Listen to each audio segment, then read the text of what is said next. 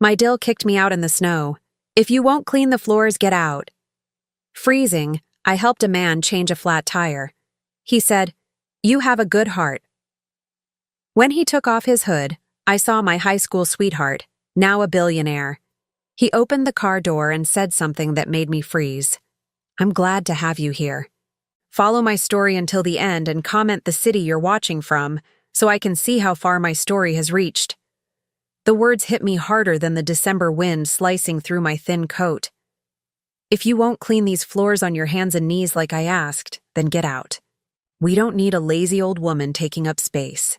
I stood there in the hallway of what I'd called home for the past 3 years, staring at my daughter-in-law, Indigo.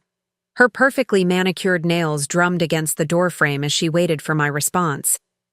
Behind her, I could see my son Everett sitting on his leather recliner, eyes glued to the television screen as if this conversation wasn't happening 10 feet away from him. "Indigo, please," I whispered, my voice barely audible over the sound of the evening news. "It's snowing outside. Where am I supposed to go at this hour?" She shrugged, her blonde hair catching the light from the chandelier she'd insisted they install last year with money I knew they didn't have. "That's not my problem, Phyllis. You've been living here rent-free for 3 years, eating our food, using our electricity. The least you could do is clean up after yourself properly." Rent-free. The words stung because they weren't true. Every month, I handed over $800 of my $1,200 pension to help with household expenses. That left me with $400 for everything else: my medications, my few personal needs, the occasional coffee with my old neighbor Sarah when she could drive over from the senior complex. "Everett," I called out, hoping my son would finally speak up, would finally defend his mother the way I'd defended him countless times throughout his 38 years of life. "Son, please tell her I can't go out in this weather." He didn't even turn around, just lifted the volume on the remote control until the sound of some crime drama filled the room. The message was clear. He was choosing his wife's comfort over his mother's safety. I looked down at my feet, still wearing the thin house slippers I'd put on that morning when I woke up in the converted storage room they called my bedroom. No windows, barely enough space for a single bed and a small dresser they'd bought at a garage sale. This was what my life had become at 65 years old. "Fine," I said, my voice steadier than I felt. "I'll go pack my things." "Don't take too long," Indigo called after me as I walked toward my room. "We're expecting company later, and I don't want any drama." Company? Probably her sister Melody and that husband of hers who always made jokes about nursing homes whenever I was in earshot. They'd all laugh about this tomorrow, about how they finally got rid of the burden. I pulled my old suitcase from under the bed and began folding the few clothes I owned. 3 sweaters, 2 pairs of pants, some undergarments, and the wool coat my late husband Robert had bought me 20 years ago for our anniversary. Everything I owned in this world fit into one small suitcase. As I packed, memories flooded back. Everett as a baby, colicky and difficult, while Robert worked double shifts at the factory. The years after Robert died when Everett was only 16, how I worked 3 jobs to keep us afloat and pay for his college. The pride in his eyes when he graduated, the promises he made about taking care of me when I got older. Those promises felt like lies now. 20 minutes later, I wheeled my suitcase through the living room. Indigo was curled up on the couch next to my son, both of them watching some reality show about rich housewives. Neither of them looked up as I headed for the front door. "Bye, Mom," Everett called out casually, like I was heading to the grocery store instead of being thrown out into a December blizzard. The cold hit me like a physical blow the moment I stepped outside. Snow was falling heavily, already covering my footprints from this morning when I'd gone to check the mail. The wind whipped through the bare trees lining their suburban street, and I could barely see the house across the road through the white curtain of snow. I pulled my coat tighter and began walking, my suitcase wheels struggling against the accumulating snow on the sidewalk. Each step sent icy water seeping through my thin slippers, and within minutes, I could no longer feel my toes. The streetlights created small circles of visibility, but beyond them was just darkness and swirling snow. Where could I go? Sarah lived 15 miles away, and even if I could reach her, I knew her apartment building had a strict no overnight guests policy. The homeless shelter downtown would be full on a night like this, and I didn't even have enough money for a taxi to get there. I kept walking, more out of instinct than any real plan.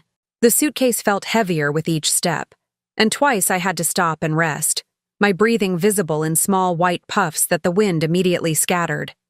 That's when I saw the broken-down car on the side of the road, its hazard lights blinking like a heartbeat in the storm. A figure in a dark coat was kneeling beside the front tire, struggling with what looked like a car jack in the freezing wind. I should have kept walking. Any reasonable person would have. I was a 65-year-old woman with no place to go and no one to help me, dragging a suitcase through a blizzard. But something made me stop. "Excuse me," I called out, raising my voice over the wind. "Do you need help?" The figure looked up, and I could see it was a man, probably in his 60s, with silver hair visible beneath the hood of an expensive-looking coat. Even in the dim light, I could tell his clothes were worth more than everything I owned combined. "Ma'am, you shouldn't be out in this weather," he said, standing up and brushing snow off his knees. "Is your car broken down too?" I almost laughed at the assumption that I owned a car. "No, I was just walking by and saw you needed help. I know how to change a tire." It was true. Robert had taught me years ago, insisting that a woman needed to know how to take care of herself. It was one of the few useful skills I'd maintained through all these years of decline. The man stared at me for a long moment, taking in my soaked slippers, my inadequate coat, the suitcase I was pulling behind me like some kind of refugee. "Ma'am, forgive me for saying this, but you look like you're the one who needs help right now." "I'm fine," I lied, even as my teeth began to chatter. "Really? Let me show you the trick to loosening those lug nuts in the cold." For the next 20 minutes, we worked together in the falling snow. I showed him how to position the jack properly on the icy ground, how to use his body weight effectively on the tire iron. My hands were so cold I could barely grip the metal, but I kept working, grateful to have something to focus on besides my own desperate situation. "There," I said finally as we tightened the last lug nut on his spare tire. "That should get you where you're going safely." He stood up, wiping his hands on a cloth he'd pulled from his trunk. "Thank you. I don't know what I would have done without your help." He paused, looking at me more closely in the light from his car's interior. "You have a good heart, stopping to help a stranger when you're clearly dealing with your own troubles." Something in his voice made me look up, really look at his face for the first time. Even with the years that had passed, even with the lines around his eyes and the silver in his hair, I knew that voice. I knew those eyes. "Michael?" The word came out as barely a whisper. He went very still, then slowly reached up and pulled back his hood, revealing the face I'd fallen in love with 48 years ago in the hallways of Jefferson High School. Michael Chen, the boy who'd promised to write me letters when his family moved to California the summer before our senior year. The boy who'd broken my 16-year-old heart when those letters stopped coming after just 3 months. "Phyllis Elizabeth Morrison," he said softly, and the way he said my full name transported me back to 1975, when we used to meet by our lockers between classes and dream about a future together. "What are you doing here?" I asked, still not quite believing it was really him. "I could ask you the same thing." His eyes moved from my face to my suitcase, to my soaked slippers, and I saw understanding dawn in his expression. "Phyllis, what's happened to you?" Before I could answer, he was moving toward his car, opening the passenger door. "Get in, please. We need to get you warm and dry before you catch pneumonia." I hesitated. This was Michael Chen, my first love, but he was also a stranger now. 48 years had passed. He could be anyone, could want anything. "Phyllis," he said, and there was something in his voice that made me look at him again. "I know this is strange, but I promise you're safe with me." Whatever's brought you out here tonight, whatever's happened, let me help. Please. Maybe it was the cold that was making me lightheaded. Maybe it was the shock of seeing him again after all these years. Or maybe it was just that I truly had nowhere else to go. But I found myself nodding, leaving my suitcase in his trunk and sliding into the warm leather interior of what I now realized was a very expensive car. As Michael started the engine and cranked up the heat, I closed my eyes and tried to process what had just happened. In the span of 2 hours, I'd been thrown out of my home by my own family and rescued by the boy I'd loved half a century ago. "Where can I take you?" Michael asked gently as he pulled away from the curb. I opened my eyes and looked at him, really looked at him, for the first time. The expensive coat, the luxury car, the confident way he carried himself even in crisis. This wasn't the shy teenager I'd known. This was a man who'd clearly done well for himself in the years since we'd lost touch. "I don't know," I admitted, the words catching in my throat. "I honestly don't know." He was quiet for a moment, then reached over and gently squeezed my hand. His fingers were warm and steady, so different from my own trembling ones. "That's okay," he said. "We'll figure it out together." As we drove through the snow-covered streets, the heater finally beginning to thaw the numbness in my feet, I wondered if this was all some kind of dream. After years of feeling invisible, discarded, forgotten, here was someone from my past treating me like I mattered again. I didn't know what Michael Chen had become in the 48 years since we'd last spoken, but whatever else had changed, one thing remained the same. He still made me feel like I was worth saving. Michael took me to the Marriott downtown, the one with the marble lobby and crystal chandeliers that I'd only ever seen from the outside when the city bus dropped me off at the nearby medical center for my doctor appointments. The desk clerk didn't even blink when Michael requested their best available suite, just handed over the key cards with the practiced smile of someone accustomed to wealth. "Mr. Chen, welcome back," she said warmly. "Will you be staying long this time?" "I'm not sure yet," he replied, his hand gently resting on my back as he guided me toward the elevators. "We'll let you know." The suite was larger than the room I'd been living in at Everett's house. Floor-to-ceiling windows looked out over the city lights, now blurred by the continuing snowfall. A gas fireplace cast a warm glow across leather furniture that probably cost more than I'd made in a year, back when I was still working. "Sit," Michael said, gesturing toward the sofa closest to the fireplace. "Let me get you something warm to drink." I perched on the edge of the cushion, afraid to really relax into such expensive furniture with my damp clothes.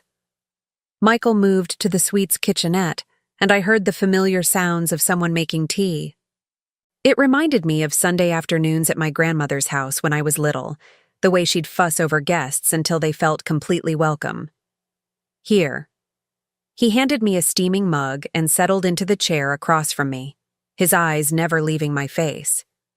"Now tell me what happened tonight. And don't say nothing. I know you better than that, even after all these years." The warmth of the tea seemed to unlock something inside me. Maybe it was the shock of the evening, or maybe it was seeing Michael again, but suddenly I was talking, telling him everything. About Robert's death 8 years ago, about the struggle to live on my small pension, about Everett's invitation to move in with them that had seemed like salvation at the time. "I thought it would be good for all of us," I said, staring into my tea. "I could help with cooking, cleaning, maybe babysit when they had children. I didn't realize I'd become their live-in servant." Michael's jaw tightened. "They made you pay rent?" $800 a month, almost my entire pension. The words tasted bitter. Indigo said it was only fair since I was using their utilities and eating their food, but I was the one doing most of the cooking, most of the cleaning. I think she just liked having someone to order around. "And your son allowed this?"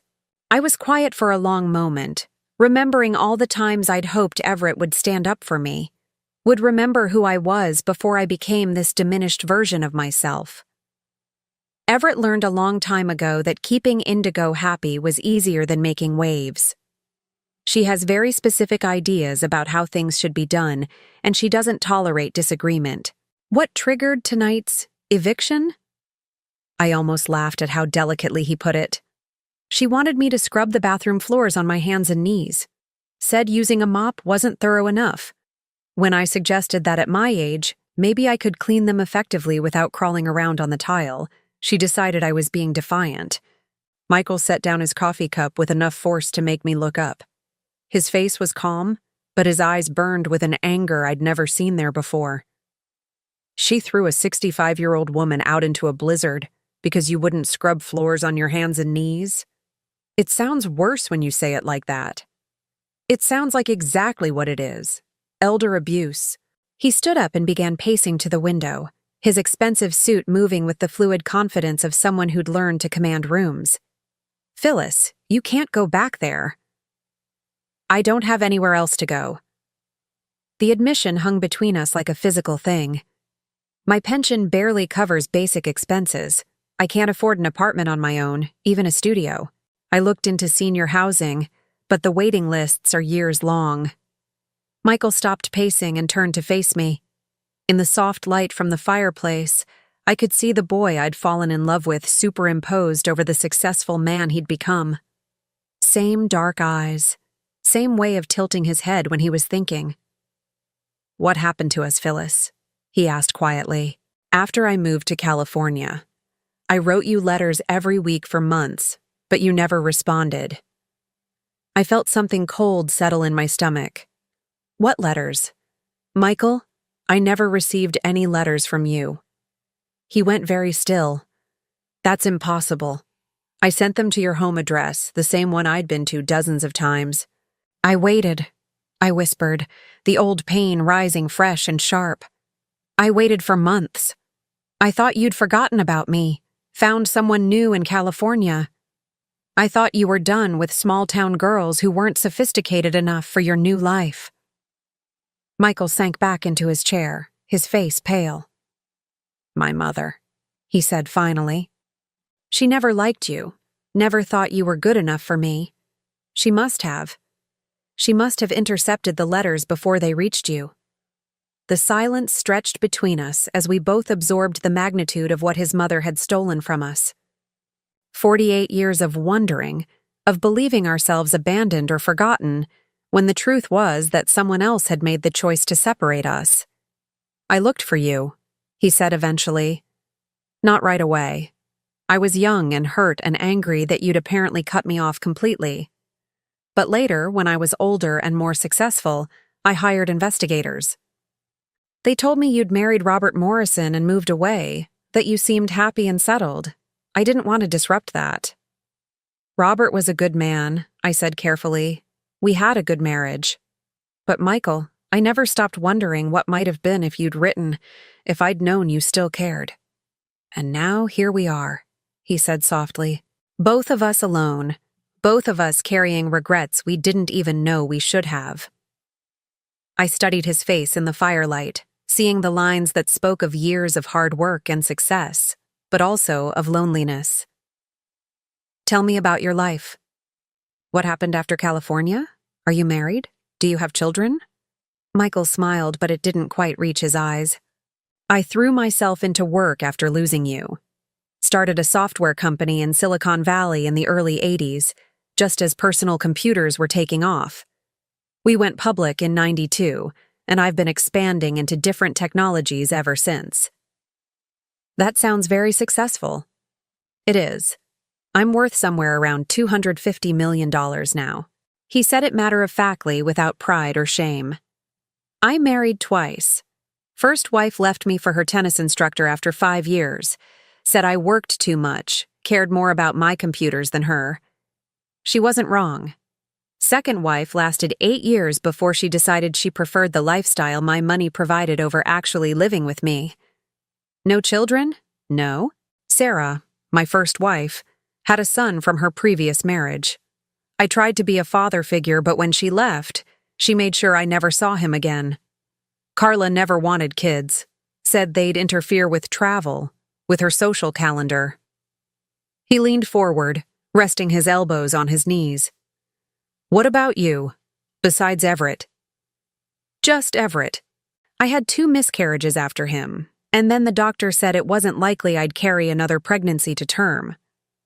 Robert and I talked about adoption, but I trailed off, not wanting to say that we'd never quite had enough money for the process, that every extra dollar went toward Everett's needs and expenses. You put everything into raising him? Everything. I thought about the jobs I'd taken, cleaning offices at night, working retail on weekends, anything to make sure Everett had what he needed. When Robert died, Everett was in his 2nd year of college. I kept working, kept paying his tuition and living expenses. I wanted him to finish, to have opportunities I'd never had. And how did he repay that sacrifice? I was quiet for a long time, staring into the fire. Finally, I looked up at Michael. He married a woman who sees me as competition for his attention and resources, and he chose her comfort over my basic safety. Michael's expression hardened again. He doesn't deserve you. He's my son. That doesn't give him the right to treat you like a burden. Michael moved from his chair to sit beside me on the sofa, close enough that I could smell his cologne. Expensive but not overwhelming, different from the drugstore aftershave Robert used to wear. Phyllis, I want to ask you something, and I need you to really think before you answer. I nodded, suddenly nervous about what he might say. What if you didn't have to worry about money anymore? What if you could live anywhere you wanted, do anything you wanted, without having to depend on people who don't appreciate you? That's not realistic, Michael. I'm 65 years old. I don't have skills that anyone wants to pay for anymore. I don't have savings or investments or... I'm not talking about a job, he interrupted gently. I'm talking about me taking care of you. I'm talking about you letting me give you the life you should have had all along. I stared at him, certain I'd misunderstood. What are you saying? I'm saying I never stopped loving you, Phyllis Elizabeth Morrison. Not in 48 years, and I'm saying that if you'll let me, I'd like to spend whatever time we have left making up for all the years we lost. The words hung in the air between us, impossible and wonderful and terrifying all at once. Outside, the snow continued to fall, covering the world in white silence. Inside this warm, luxurious suite, the boy I'd loved was offering me a future I'd never dared to dream of. But there was still the matter of my family, my son who'd thrown me out, but who might still need me. There was still the question of whether 2 people could bridge 48 years of separate living and find their way back to love. I don't know what to say, I whispered. Michael reached for my hand, the same way he had in his car, his fingers warm and steady around mine. Say you'll think about it. Say you won't go back to people who don't value you just because you think you have no other choice. I looked around the beautiful room, at this man who'd appeared like a miracle in the middle of the worst night of my life. Tomorrow, I'd have to make decisions about my future, about what came next. But tonight, for the first time in years, I felt safe. I'll think about it, I promised, and saw something that might have been hope light up in his dark eyes. I woke up the next morning in a bed so comfortable I thought I was still dreaming. Egyptian cotton sheets, down pillows that cradled my head like clouds, and sunlight streaming through windows that looked out over a city I'd lived in for 40 years but never seen from this height. For a moment I couldn't remember where I was.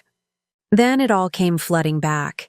The fight with Indigo, the blizzard, Michael's face in the snow-covered darkness. I sat up slowly, my joints protesting less than they usually did after a night on the narrow bed at Everett's house. Michael had insisted I take the master bedroom while he slept on the sofa, despite my protests. "A gentleman doesn't let a lady sleep on furniture," he'd said with a smile that reminded me so much of the boy I'd known that my heart had actually skipped a beat. There was a soft knock on the door. "Phyllis, are you awake? I've ordered room service." I wrapped the hotel bathrobe around myself, thick terry cloth that probably cost more than my entire wardrobe, and opened the door. Michael stood there holding a silver coffee pot, still wearing his shirt from yesterday, but looking refreshed in a way that spoke of expensive skincare and good genetics. "Good morning," he said, and there was something almost shy in his voice. "I wasn't sure how you liked your coffee, so I ordered everything." The sitting area had been transformed into a breakfast nook. Fresh orange juice, pastries that looked like they'd come from a French bakery, eggs Benedict, fresh fruit arranged like artwork. I couldn't remember the last time I'd seen so much food that wasn't marked with clearance stickers from the grocery store. "This is too much," I protested, but Michael was already pulling out a chair for me. "It's been 48 years since I got to have breakfast with you," he said. "Let me spoil you a little." As we ate, Michael talked about his business, his travels, the house he'd built in Napa Valley that he rarely had time to enjoy. I found myself relaxing in a way I hadn't in years, laughing at his stories about difficult clients and technology disasters. This was the Michael I remembered, funny, kind, interested in everything I had to say. "What about you?" he asked as I finished the best croissant I'd ever tasted in my life. "What did you do before you retired? Besides raising Everett, I mean." I felt the familiar flush of embarrassment. "Nothing very exciting. I worked at a dry cleaner for 23 years after Robert died. Before that, I did whatever I could. Cleaning offices, retail, some waitressing. Just survival jobs, really." "Don't do that," Michael said firmly. "Diminish yourself. You kept a family together, raised a son, survived losing your husband, adapted to whatever work you could find to make ends meet. That takes tremendous strength and resourcefulness." I was saved from having to respond by the ringing of my old flip phone. The caller ID showed Everett's number, and my stomach immediately clenched with anxiety. Old habits die hard. Even after being thrown out in a snowstorm, my first instinct was still to worry about my son. "I should probably take this," I said apologetically. Michael nodded. "Of course, I'll be right here." I answered on the fourth ring. "Hello, Everett." "Mom, where the hell are you?" His voice was tight with an emotion I couldn't quite identify. "Indigo's been calling around looking for you all morning. She's worried sick." Worried sick, after throwing me out in a blizzard. The irony would have been funny if it wasn't so painful. "I'm fine," I said simply. "I found somewhere warm and safe to stay." "Where?" "With that Sarah woman?" "Because I called her place and she said she hadn't heard from you." I glanced at Michael, who was pretending to read a newspaper but clearly listening to every word. "I'm staying with an old friend." "What old friend?" "Mom, you don't have any friends with money. I can tell you're somewhere fancy. I can hear it in the background. What's going on?" There was something in Everett's voice that I'd never heard before. Not concern for my well-being, but something that sounded almost like panic, as if my being somewhere fancy was somehow threatening to him. "It doesn't matter where I am," I said. "I'm safe, I'm warm, and I'm being treated with respect. Something I haven't experienced in your house for quite some time." "Mom, don't be dramatic. Indigo was just having a bad day yesterday. You know how stressed she gets. Come home and we'll work this out." "Work what out exactly?" "The fact that I pay $800 a month to be treated like hired help. The fact that your wife thinks it's appropriate to demand I scrub floors on my hands and knees? Or the fact that you sat there and watched her throw your mother out into a snowstorm without saying a word?" Silence on the other end. Then, "She said you could come back if you apologized." The words hit me like a physical blow. After everything that had happened, after I'd nearly frozen to death on the streets because of their cruelty, they wanted me to apologize. "Goodbye, Everett," I said quietly, and hung up before he could respond. Michael looked up from his newspaper. "Everything all right?" "They want me to apologize," I said, still staring at my phone. "For what? Refusing to be abused?" Before I could answer, my phone rang again. This time it was a number I didn't recognize. "Hello? Is this Phyllis Morrison?" The voice was female, young, with an edge of barely controlled hysteria. "Who is this?" "This is Indigo. I'm using my sister's phone because you're not answering when I call from mine. I almost hung up immediately, but something in her tone made me pause. Gone was the cold authority from yesterday. Instead, she sounded frantic, desperate in a way I'd never heard before. What do you want, Indigo? I want to know where you are and who you're with. Her voice was shaking. Everett said you're staying somewhere expensive, with some friend who has money. I need to know who it is. Why? Because. She paused, and I could hear her breathing heavily. Because I know everyone in your social circle, Phyllis. You don't have friends with money. So either you're lying about where you are, or something else is going on. Michael was watching me now, his expression concerned. I put the phone on speaker so he could hear. I don't owe you any explanations, I said. Yesterday you made it very clear that I wasn't welcome in your home, so my whereabouts are no longer your concern. Phyllis, please. The desperation in Indigo's voice was unmistakable now. I'm begging you. Just tell me who you're with. What's his name? His name. Interesting that she automatically assumed it was a man, and interesting that she was so panicked about it. Why does it matter? I asked. Because. Another long pause. Because what if he's dangerous? What if he's taking advantage of you? I'm worried about you. Michael raised an eyebrow at that, his expression shifting from concern to something colder. You're worried about me, I repeated slowly. After throwing me out in a blizzard because I wouldn't scrub your bathroom floor. That was a mistake, Indigo said quickly. I was stressed. I wasn't thinking clearly. But this is different. This is about your safety. Something clicked in my mind. How do you know I'm somewhere expensive, Indigo? What? You said Everett told you I was somewhere fancy, that he could hear it in the background. But I was just talking to him on the phone. How would you know about expensive surroundings unless you were listening in on an extension? Silence. Then, I was just worried. Or unless you've been doing research, I continued. Unless you've been trying to figure out who I might be with and what that could mean for you. Michael leaned forward, suddenly very interested in the conversation. I don't know what you're implying, Indigo said, but her voice was getting higher, more strained. I'm not implying anything. I'm asking directly. What are you really afraid of? A long pause. Then, in a voice so quiet I almost didn't hear it. What's his name, Phyllis? Please, I just need to know his name.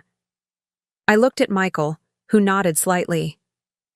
His name is Michael Chen, I said clearly. The sound that came through the phone was like air being sucked out of a room. Complete dead silence for so long that I thought the call had been disconnected. Indigo, are you there? When she spoke again, her voice was barely a whisper. Michael Chen. The Michael Chen who owns Chen Technologies? Now it was my turn to be surprised. I looked at Michael with raised eyebrows. You know who he is? I asked. Oh, God, Indigo breathed. Oh, my God. Phyllis, where are you right now? What hotel? What hotel, Phyllis? Please. I looked at Michael again, confused by the sudden shift in Indigo's entire demeanor.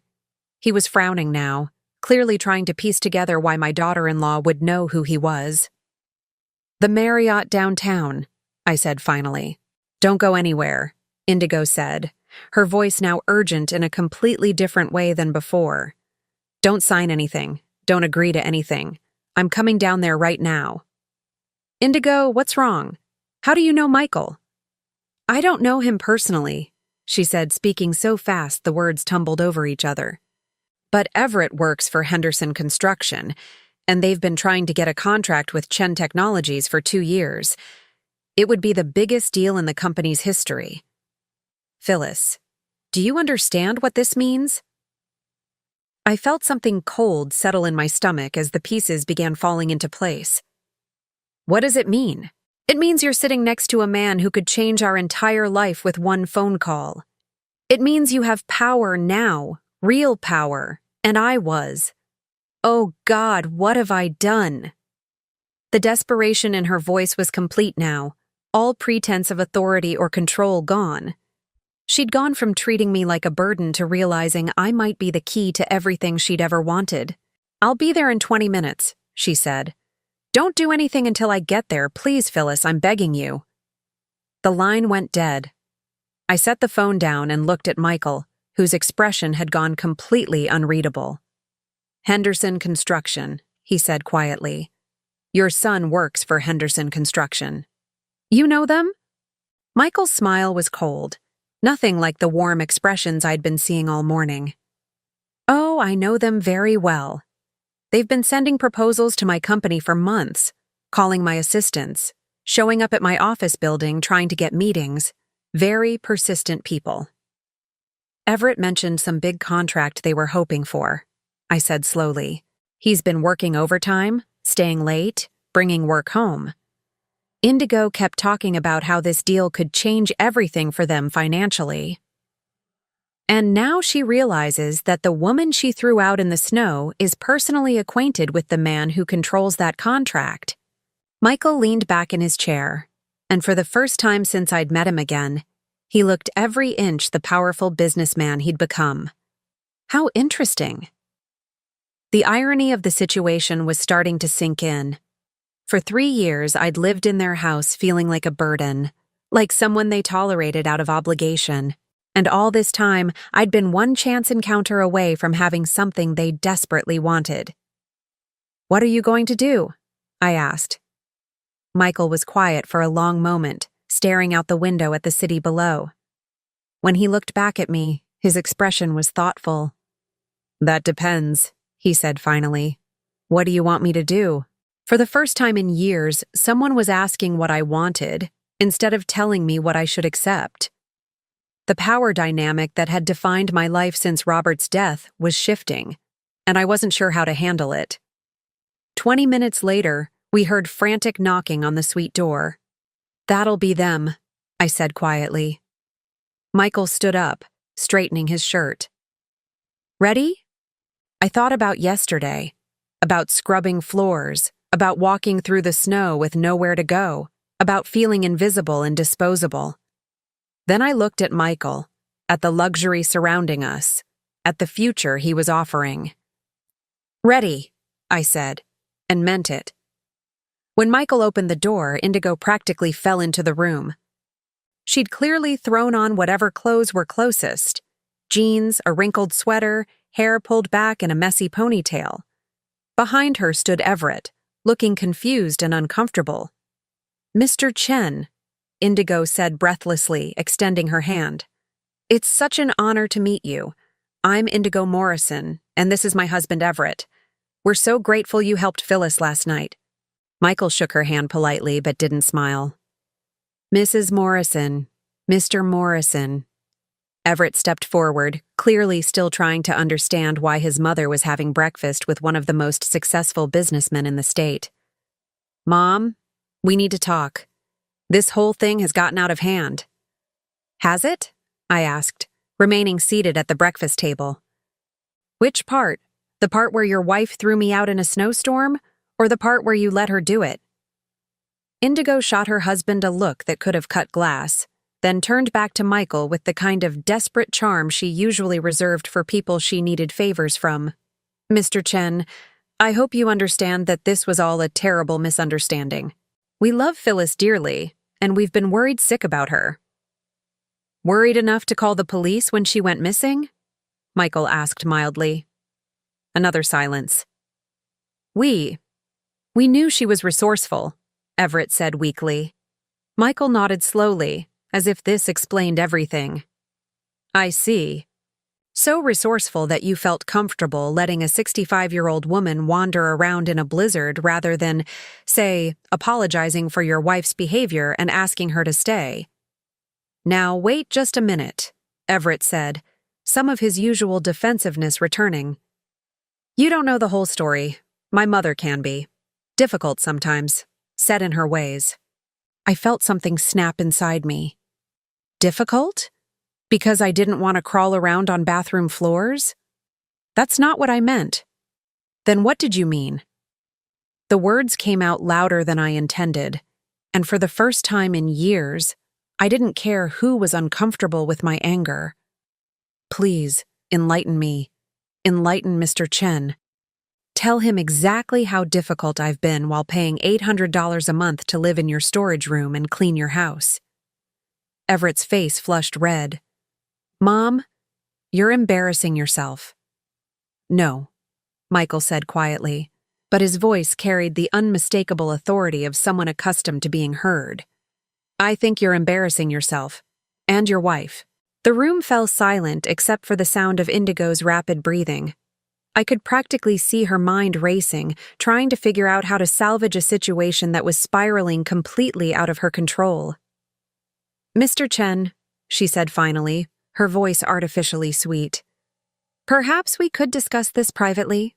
I'd hate for family dynamics to interfere with business relationships. Michael's smile was razor-sharp.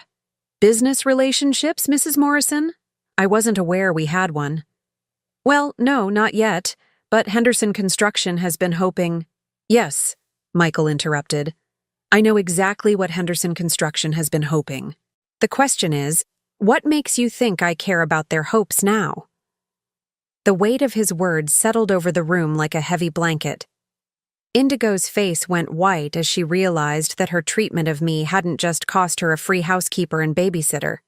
It had potentially cost them their financial future, and I was just beginning to understand the true power of my position. The silence that followed Michael's words was deafening. I watched as Indigo's face cycled through a range of emotions: confusion, hope, desperation, and finally, dawning horror as she began to understand that her cruelty hadn't just burned a bridge with me, but potentially destroyed their entire future. Mr. Chen, she said carefully, as if speaking to a wild animal that might bolt at any sudden movement. I know we got off to a bad start, but surely we can work past this. Family disagreements happen. They don't have to affect business. Michael walked over to the window, his hands clasped behind his back as he looked out over the city. When he spoke, his voice was conversational, almost casual. You know, Mrs. Morrison, I've been in business for over 30 years. I've seen every type of person you can imagine: the brilliant, the ruthless, the desperate, the entitled. But there's one type I refuse to do business with under any circumstances. He turned around, and the expression on his face made Everett shift uncomfortably. I don't work with people who abuse those who can't defend themselves. Indigo's mouth opened and closed like a fish gasping for air. It wasn't abuse. It was just a family argument that got heated. You threw a 65-year-old woman out of her home during a blizzard, Michael said, his voice cutting through her protests like a blade, because she wouldn't scrub your bathroom floor on her hands and knees. You took $800 a month from her pension and gave her a storage room to sleep in while treating her like unpaid domestic help. What would you call that?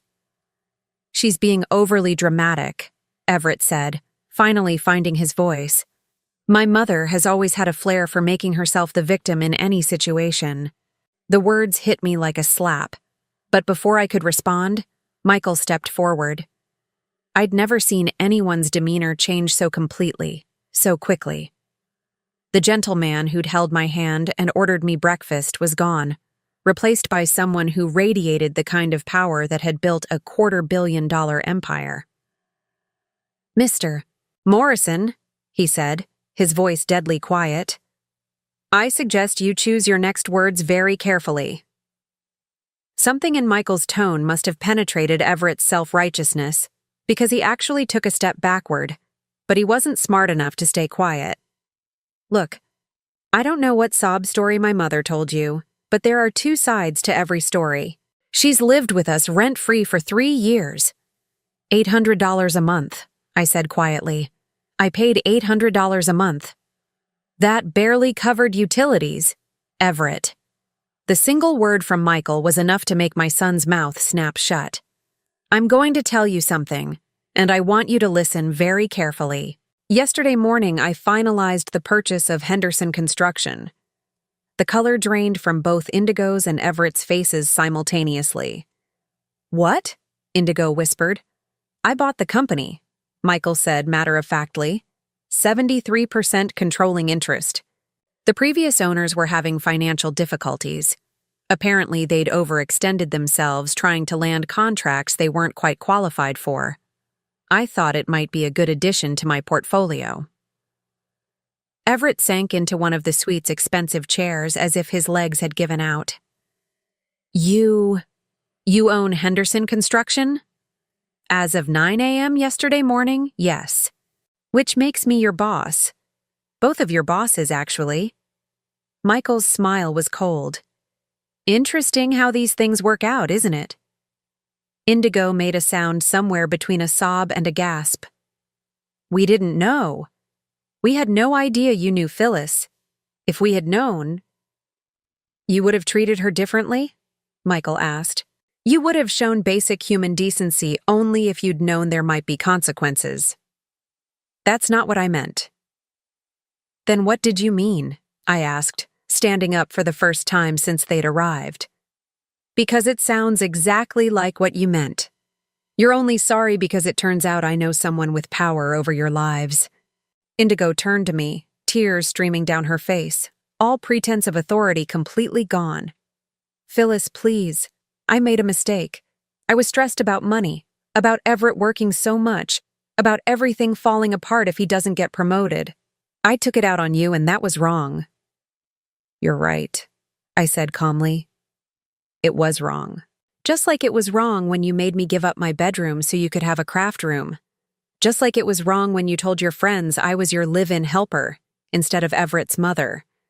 Just like it was wrong when you spent 3 years making me feel like a burden in my own son's home." "I can make it up to you," she said desperately. "We can give you the master bedroom. We can stop charging you rent. We can—" "You can what?" Michael asked. "Continue abusing her just with better accommodations?" Everett finally found his voice again. "Now wait just a damn minute. Nobody asked you to get involved in our family business. Your mother was dying of hypothermia on the side of a road," Michael said, his voice rising for the first time, "because you and your wife threw her out into a blizzard. How is that not my business when I'm the one who found her?" "She could have called someone." "Who?" Michael demanded. "Who should she have called? What network of friends and family should a woman have been able to rely on when her own son abandoned her in a snowstorm?" Everett's mouth opened, but no sound came out. For the first time, he seemed to be grappling with the reality of what they'd done, not just to me, but to themselves. "Mr. Chen?" Indigo said, her voice breaking. "Please don't let this affect Everett's job. He's worked so hard. He's been with Henderson for 8 years. This is between you and me, not him." "Is it?" Michael asked. "Because from where I'm standing, Mr. Morrison was sitting right there when you threw his mother out into a blizzard. He had plenty of opportunities to object, to defend her, to show even basic human decency. Instead, he turned up the volume on his television." I watched my son's face as Michael spoke, saw the moment when the full implications of his inaction finally hit him. For 38 years, I'd made excuses for Everett, told myself he was just young, just selfish in the way all children can be, just influenced by his wife. But he wasn't a child anymore. He was a grown man who'd watched his mother be abused and chosen his own comfort over her safety. "Mom?" Everett said, his voice small in a way I hadn't heard since he was little. "I'm sorry. I should have stood up for you." "Yes," I said simply. "You should have. Can you forgive me?" I looked at my son, really looked at him, for what felt like the first time in years. I saw Robert's nose, my own stubborn chin, the little boy who used to crawl into my bed during thunderstorms. But I also saw the man who'd let his wife treat me like a servant, who'd sat silent while I was thrown out into a deadly storm, who'd just called me dramatic for describing my own abuse. "I don't know," I said honestly. "I don't know if I can." Everett's face crumpled. "What do you want me to do? How can I make this right?" Michael spoke before I could answer. You can start by understanding that your actions have consequences. As of Monday morning, you're both being transferred to the janitorial division. What? Indigo shrieked. You can't do that. Everett is a project manager. He has a college degree. Had, Michael corrected.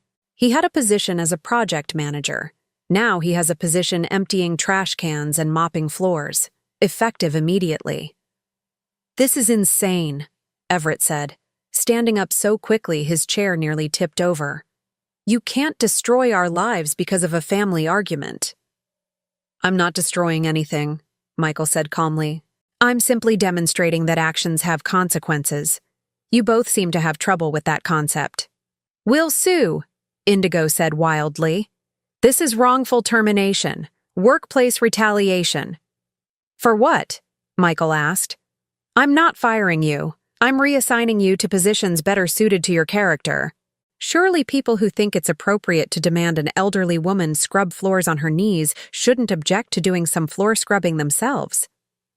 The brutal logic of it hit them both like a physical blow. They'd set the terms: manual labor as punishment, cleaning as humiliation. Now they were going to live by those same terms. How long? Everett asked quietly. That depends, Michael said, looking at me. Phyllis, what do you think would be appropriate?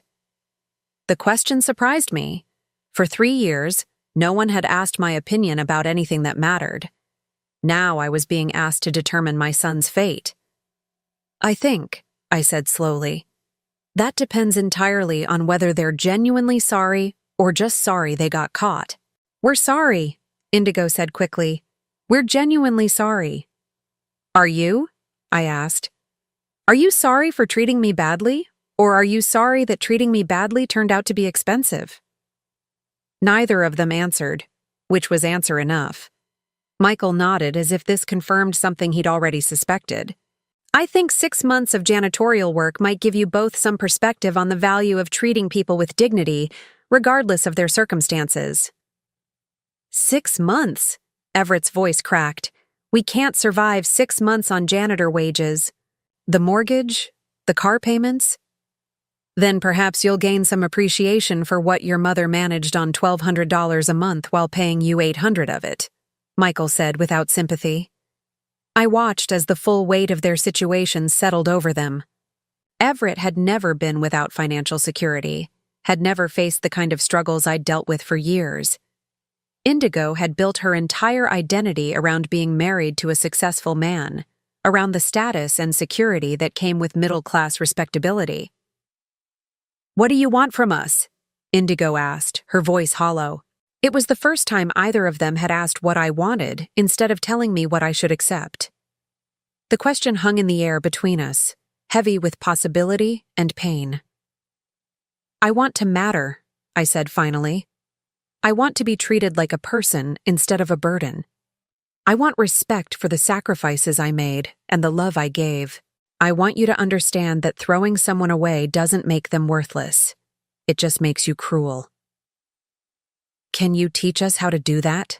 Everett asked, and for the first time since he'd arrived, I heard something real in his voice.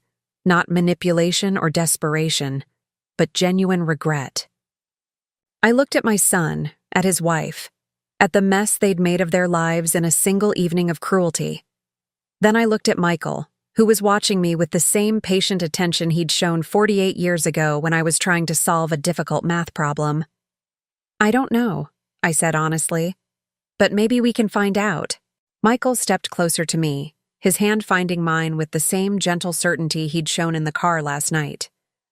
Whatever you decide, you don't have to face it alone anymore. As I stood there between my past and my future, between the family that had failed me and the love that had found me again, I realized something important. For the first time in years, I had choices. Real choices, backed by real power, and I intended to use them wisely. 3 days passed in a strange kind of limbo. Michael had extended our stay at the hotel while I tried to sort through the wreckage of my old life and figure out what I wanted my new one to look like. Each morning, I woke up in luxury I'd never imagined. And each evening I fell asleep wondering if I deserved any of it. Michael was patient in a way that reminded me why I'd fallen in love with him all those years ago.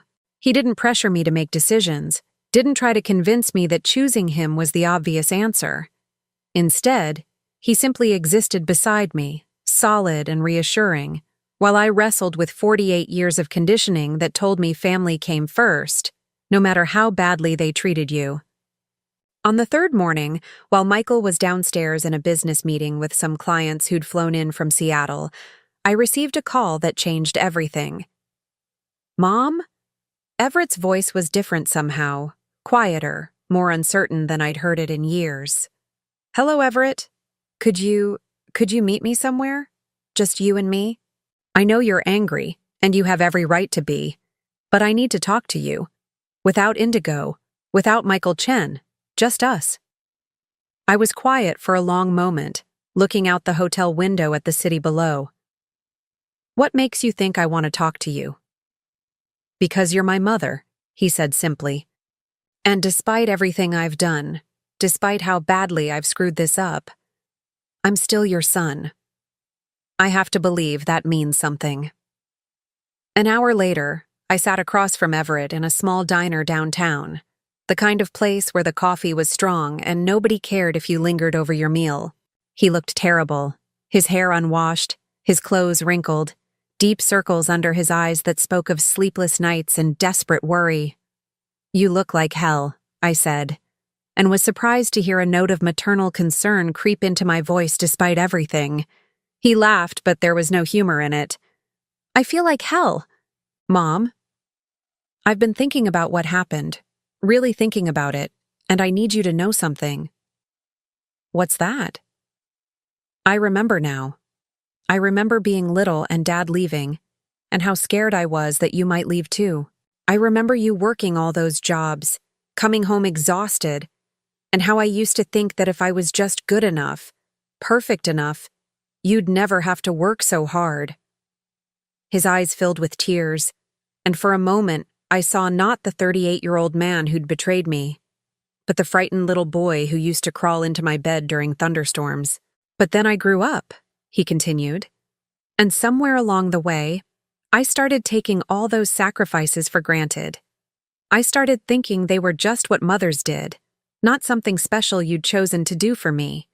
And when Indigo came along, you found someone who told you that you were the center of the universe," I said quietly. "And it was easier to believe that than to remember how hard I'd worked to make your world possible." "She made me feel important," Everett admitted. "Successful. Like I deserved to be taken care of instead of being the one doing the taking care of. And gradually, she convinced me that you were clingy, demanding, that you expected too much from us." "What did I expect, Everett? What was too much?" He was quiet for a long time, stirring sugar into coffee he wasn't drinking. "Respect," he said finally. "You expected to be treated with respect in your own son's home, and somehow, Indigo made that seem unreasonable." I felt something inside my chest begin to loosen, just slightly. Not forgiveness, not yet, but recognition. For the first time, Everett was seeing our situation clearly, without Indigo's interpretation coloring his perception. "Why now?" I asked. "Why are you able to see this now?" "Because I spent the last 3 days mopping floors," he said with bitter laugh. "And every time I got down on my hands and knees to scrub something, I thought about you, about how Indigo demanded you do the same thing, and how I sat there and let it happen. I thought about what it must have felt like to be 65 years old and treated like a servant in your own son's home." "How did it feel?" I asked. "The floor scrubbing?" "Humiliating. Demoralizing. Like I was being punished for something I couldn't quite name." He looked up at me, his eyes red-rimmed with exhaustion and shame. "Is that how we made you feel every day?" "Most days," I said honestly. "God, Mom, I'm so sorry. I'm so incredibly sorry." The apology hung between us, raw and real in a way that felt different from his desperate pleading in Michael's hotel suite. This wasn't about getting me to come back or trying to fix his financial problems. This was about genuine recognition of harm done and pain caused. "What about Indigo?" I asked. "How is she handling her new position?" Everett's expression darkened. "She's not. She called in sick the first 2 days, then showed up yesterday and lasted about 3 hours before having what I can only describe as a complete breakdown.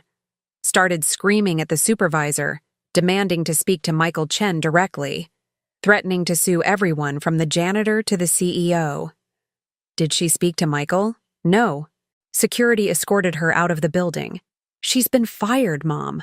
Completely fired. And she's—" He paused, struggling with something. "She's blaming you for everything. Says you manipulated the situation, that you planned this somehow. She's talking about taking legal action against you for intentionally sabotaging her life." I felt a cold anger settle in my chest. Even now, even after everything that had happened, Indigo couldn't accept responsibility for her own actions. "And you?" I asked. "Do you believe that?" "No," Everett said firmly. "No, I don't. I think you were just trying to survive in our house, and we made that as difficult as possible. I think when someone finally treated you with kindness, you responded to that kindness. There was no manipulation, no planning, just basic human need for dignity." We sat in silence for a while, both of us processing the magnitude of what had been broken and what might possibly be repaired. "What happens now?" Everett asked finally. "I don't know," I said honestly. "Michael has asked me to move in with him. He wants to take care of me, to give me a life I never imagined possible. And I'm seriously considering saying yes." "You should," Everett said, surprising me. "Mom, you should absolutely say yes. Even though it means leaving you behind?" "Especially because it means leaving me behind." He reached across the table and took my hand, his fingers rough from 3 days of manual labor. "I need to figure out who I am without Indigo telling me. I need to learn how to be a man who stands up for the people he loves instead of a man who takes the easy way out. And I can't do that while you're still there trying to take care of me." "What about your marriage?" "What marriage?" Everett laughed bitterly. "Indigo moved in with her sister yesterday. Said she couldn't stand to look at me, knowing I was the reason her life fell apart. She wants a divorce, wants half of everything, and she's probably going to get it. The house will have to be sold, the car's repossessed. I'll probably end up in a studio apartment somewhere, starting over at 38 years old." "I'm sorry," I said, and was surprised to discover I meant it. "Don't be. This is what I deserve. This is what we both deserve." He squeezed my hand. "But you, Mom, you deserve so much better than what I gave you. If Michael Chen can provide that, then please, please don't let guilt over me stop you from taking it." I studied my son's face, looking for signs of manipulation or hidden agenda, but found only exhaustion and genuine remorse. "There's something I need to know," I said. "If Michael wasn't involved, if there were no consequences for how you'd treated me, would you still be sorry?" Everett was quiet for a long time, really thinking about the question. "I want to say yes," he said finally. "I want to believe I would have eventually seen how wrong we were, but honestly, I don't know. I might have just kept making excuses, kept believing Indigo's version of events. It might have taken something this dramatic to wake me up. At least you're being honest." "I'm trying to be. For the first time in years, I'm trying to be completely honest about who I am and what I've done." He paused. "The question is, can you ever forgive me? Not today, not next week, but someday?" I looked at my son, really looked at him, and tried to separate the man sitting across from me from the little boy I'd raised. He'd hurt me deeply, betrayed every sacrifice I'd made, chosen comfort over loyalty. But he was also genuinely remorseful, genuinely committed to change, genuinely willing to face consequences without trying to shift blame. I don't know, I said finally, but I'm willing to find out. Relief flooded Everett's face. That's more than I deserve. Maybe, but it's what I'm offering. We talked for another hour about his childhood, about the mistakes we'd both made, about the possibility of rebuilding something real between us someday. When I finally stood to leave, Everett stood too, hesitating for a moment before pulling me into a hug. I love you, Mom, he whispered against my hair. I know I haven't shown it, but I do love you. I love you too, I said, and felt some of the ice around my heart begin to thaw. But love isn't enough anymore, Everett. There has to be respect. There has to be consideration. There has to be proof that you value me as a person, not just as a mother who exists to serve your needs. I understand. And I'll spend however long it takes proving that I can be the son you deserved all along. When I returned to the hotel, Michael was waiting for me in the suite sitting area, reading a book and sipping tea. He looked up when I entered, his eyes searching my face for clues about how the meeting had gone. How was it? He asked gently. Hard, necessary, maybe hopeful. I sat down beside him on the sofa, suddenly exhausted by the emotional weight of the day. He's genuinely sorry, Michael. Not just sorry for the consequences, but sorry for the pain he caused. And how do you feel about that? Confused? Relieved? Still hurt, but maybe not as hopeless as I was before. I leaned back against the soft cushions, closing my eyes. He told me I should say yes to you, said I deserved better than what he'd given me. And what do you think? I opened my eyes and looked at Michael, this man who'd appeared in my darkest moment like something from a fairy tale, offering me a future I'd never dared to dream of. I think, I said slowly, that I'm tired of making decisions based on other people's needs instead of my own wants. Michael set down his book and turned to face me fully. What do you want, Phyllis? I want to wake up every morning in a bed that's actually mine. I want to drink good coffee and read books and have conversations with someone who values my thoughts and opinions. I want to travel and see things I've never seen and eat at restaurants I've never been able to afford. I want to be someone's first choice instead of their last resort. And I want to do all of that with you, I said, my voice growing stronger with each word. I want to see who we could have been if your mother hadn't intercepted our letters. I want to find out if two people can fall in love again after 48 years apart. Michael's smile was radiant, transforming his entire face. Is that a yes? That's a yes, I said, and felt the last chains of my old life fall away.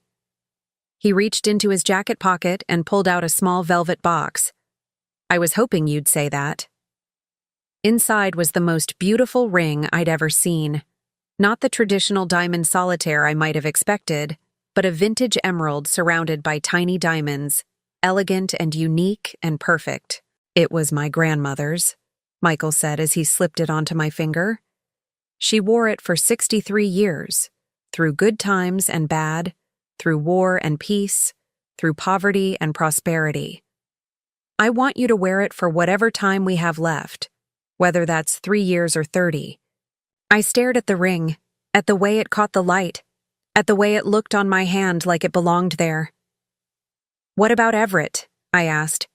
What about the possibility of reconciliation? What about it? Michael asked gently.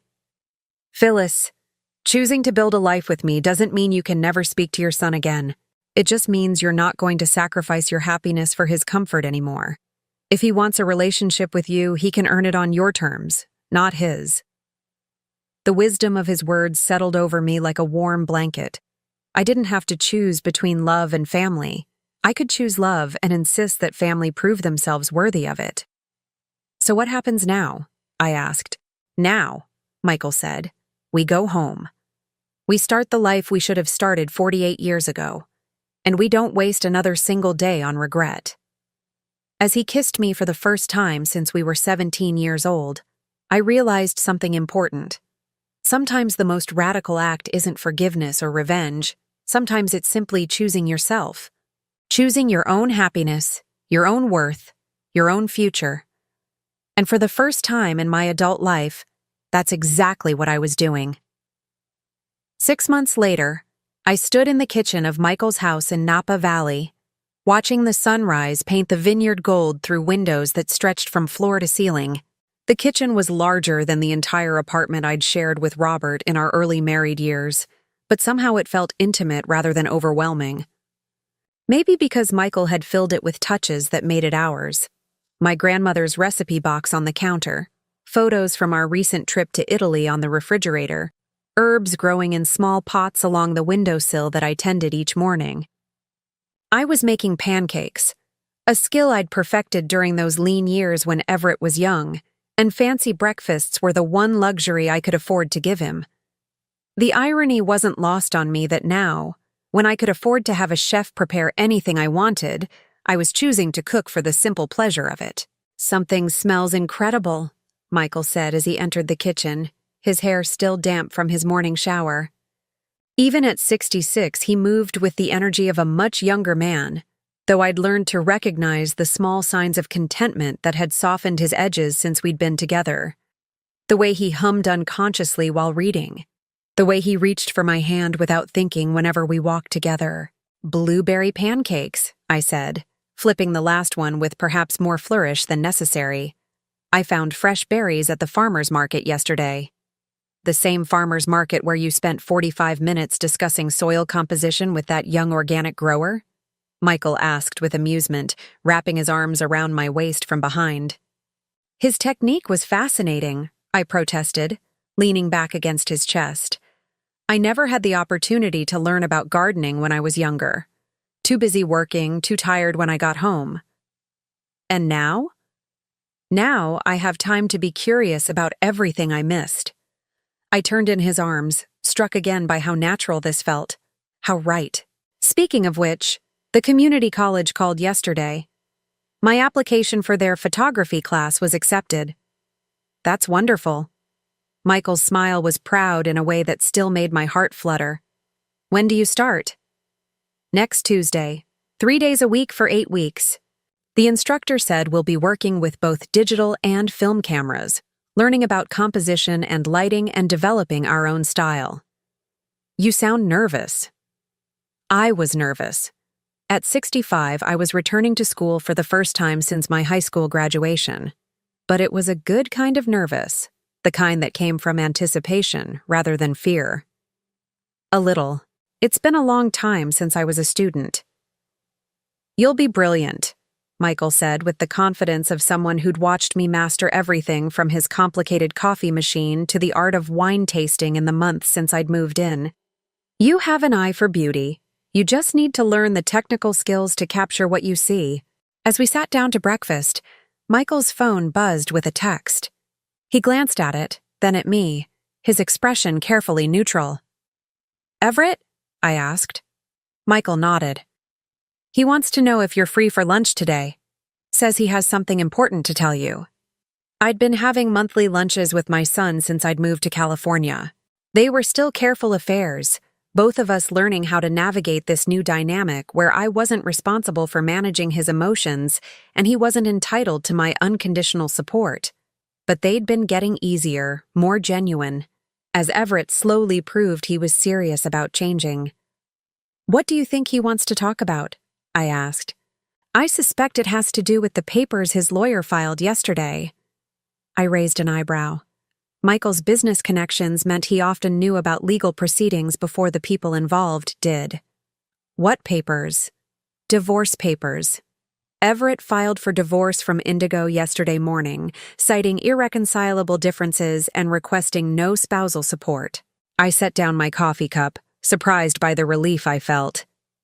In the 6 months since everything had fallen apart, Indigo had made several attempts to reconcile with Everett, each one more manipulative than the last. She'd tried tears, threats, promises of change, and when those failed, she'd attempted to use their mutual friends to pressure him into taking her back. "How do you feel about that?" Michael asked carefully. "Relieved," I said honestly. As long as he was still married to her, there was always the possibility that she'd convince him to go back to old patterns. This feels like finality. It is finality. She can't hurt you anymore, Phyllis. She has no power over your life or your relationship with your son. An hour later, I sat across from Everett in the same diner where we'd had our first honest conversation 6 months ago. He looked different, thinner but healthier somehow. His hair was shorter, his clothes simpler, and there was something in his posture that suggested he was more comfortable with himself than he'd been in years. "You look good," I told him, and meant it.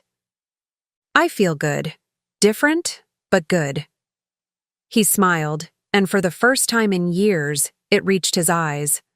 "Mom, I need to tell you something important, and I want you to hear it from me before you hear it from anyone else. The divorce papers." His eyebrows shot up. "You already know?" "Michael has his sources. How are you feeling about it?" Everett was quiet for a moment, stirring cream into his coffee with the same absent-minded concentration he'd had as a child when he was thinking through something difficult. "Relieved," he said finally. "Scared, but relieved. For the first time since I married her, I feel like I can make decisions based on what I think is right, instead of what will keep peace in the house." "What changed your mind?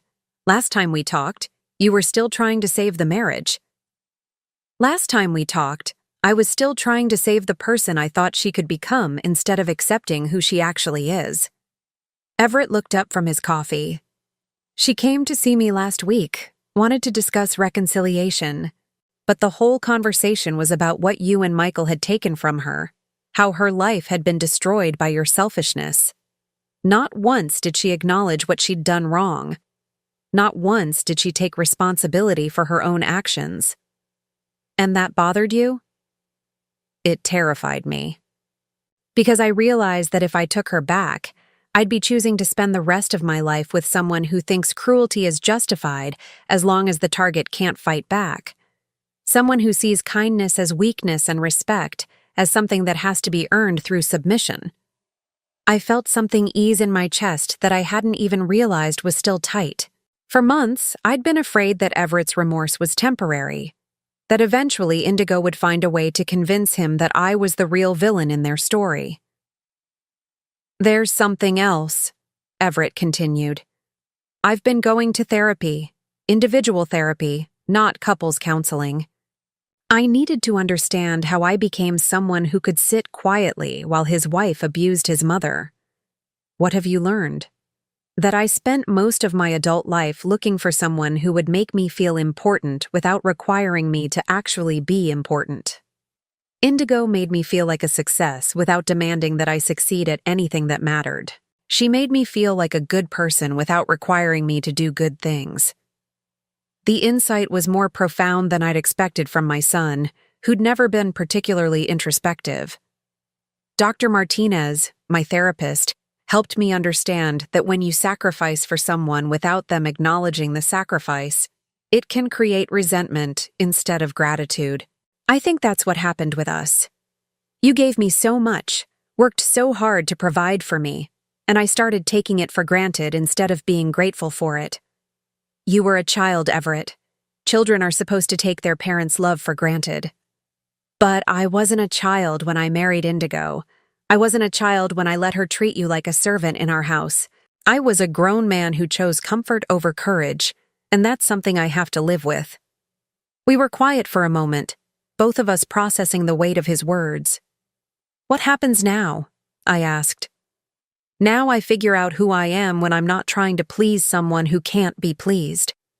I keep working. Michael has been fair about letting me earn my way back to a better position, though I'll never take that for granted again. I keep going to therapy. I keep working on becoming someone you can be proud of instead of someone you have to make excuses for."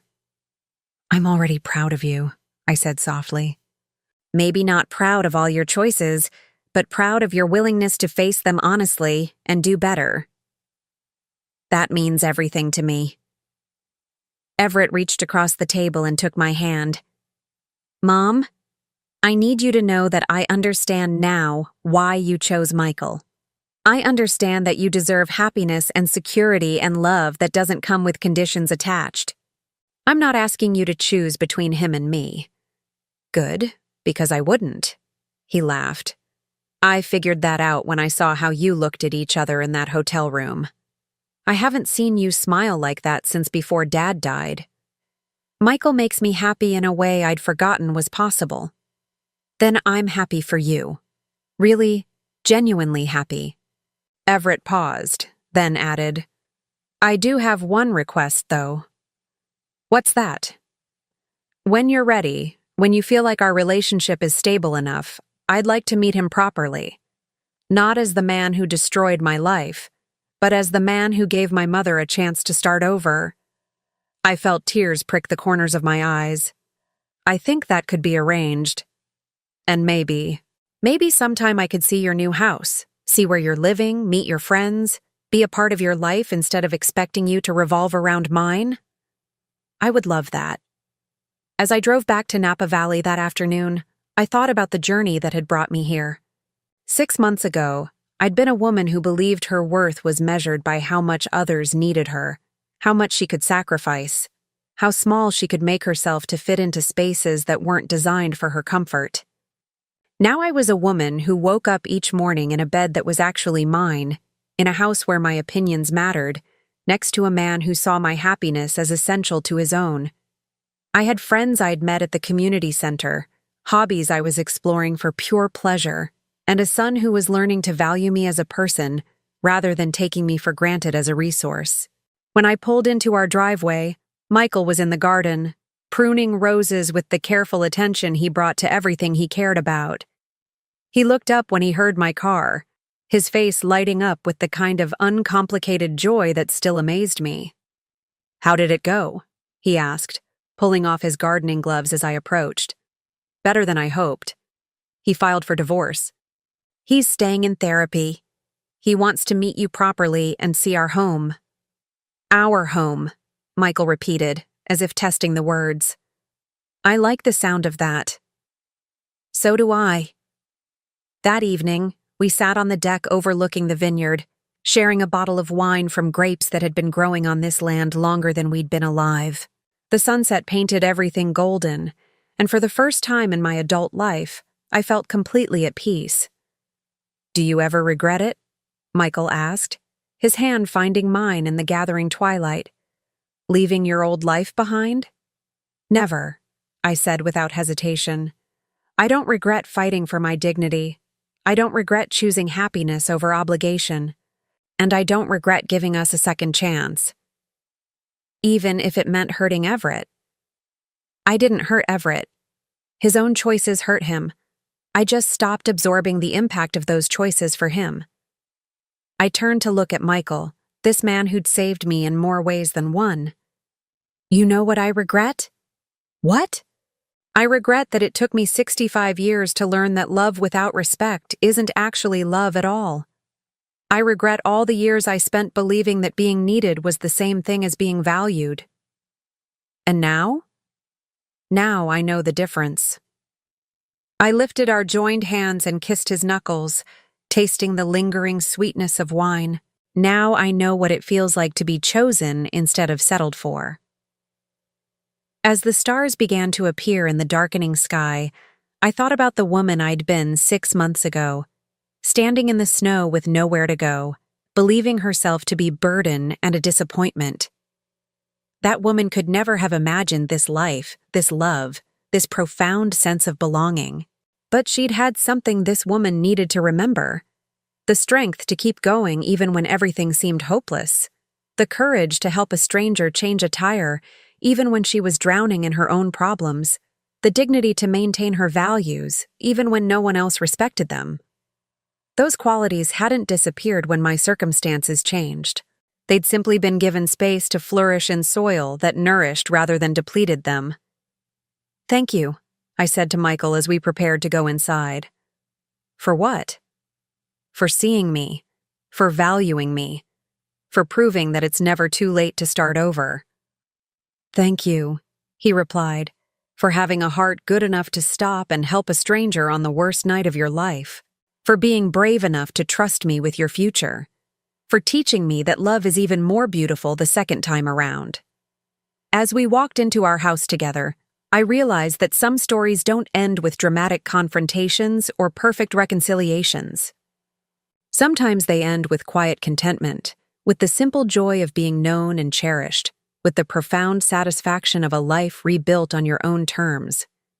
Sometimes the greatest victory isn't defeating your enemies, it's walking away from battles that were never yours to fight in the first place. Sometimes the most powerful choice isn't forgiveness or revenge, it's simply choosing yourself. And sometimes, if you're very lucky, choosing yourself leads you back to a love you thought was lost forever, and forward to a future more beautiful than any you dared to imagine. Now I'm curious about you who listened to my story. What would you do if you were in my place? Have you ever been through something similar? Comment below, and meanwhile, I'm leaving on the final screen 2 other stories that are channel favorites, and they will definitely surprise you. Thank you for watching until here.